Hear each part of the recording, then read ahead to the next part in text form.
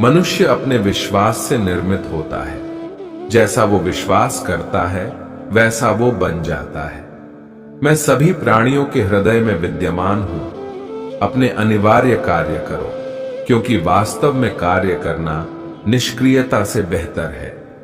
जो इस लोक में अपने काम की सफलता की कामना रखते हैं वे देवताओं का पूजन करें।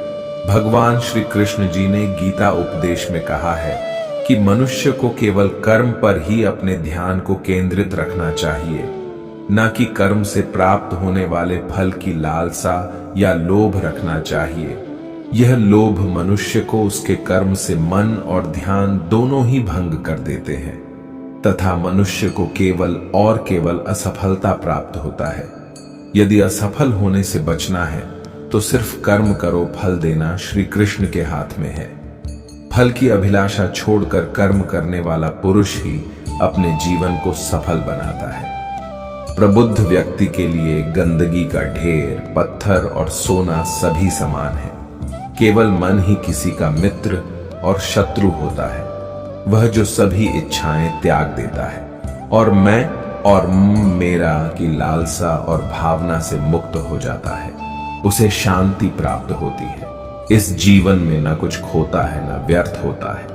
आत्म ज्ञान की तलवार से काट कर अपने हृदय से अज्ञान के संदेह को अलग कर दो। अनुशासित रहो, उठो। नरक के 3 द्वार हैं, वासना, क्रोध और लालच।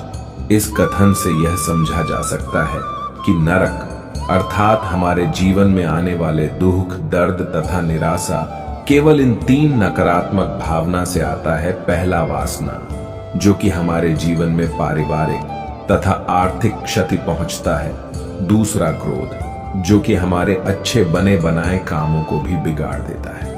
और तीसरा लालच, जिसे बुरी भला भी कहा जाता है। नरक के 3 द्वार हैं, वासना, क्रोध और लालच। सदैव संदेह करने वाले व्यक्ति के लिए प्रसन्नता ना इस लोक में है ना ही कहीं और। जब वे अपने कार्य में आनंद खोज लेते हैं तब वे पूर्णता प्राप्त करते हैं। व्यक्ति जो चाहे बन सकता है यदि वह विश्वास के साथ इच्छित वस्तु पर लगातार चिंतन करे।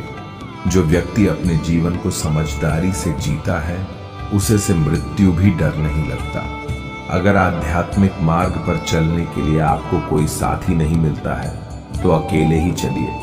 मोह में फंसकर अधर्म का प्रतिकार न करने के कारण ही महाभारत जैसे युद्ध से महान जनधन की हानि हुई। किसी के प्रति मन में क्रोध रखने की अपेक्षा उसे तत्काल प्रकट कर देना अधिक अच्छा है। जैसे पल भर में जल जाना देर तक सुलगने से अच्छा है।